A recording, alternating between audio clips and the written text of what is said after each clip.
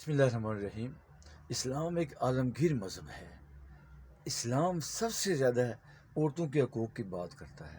جتنی پردہ پوشی اور تستر اسلام عورتوں کی کرتا ہے، کسی اور مذہب میں اتنا نہیں ہے۔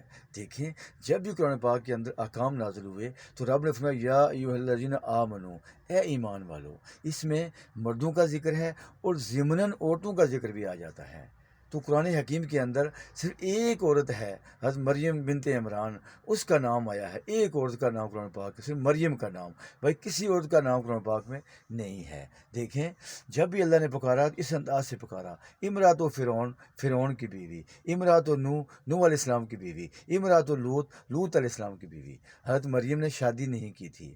حضرت عیسیٰ علیہ السلام اللہ کی قدرت سے پیدا ہوئے، بغیر باپ کے پیدا ہوئے، تو ان کی نسبت ماں کی طرف ہے۔ باقی سب کی نسبت دیکھ لیں، امرات و لوط، امرات و نوح، امرات و فرعون۔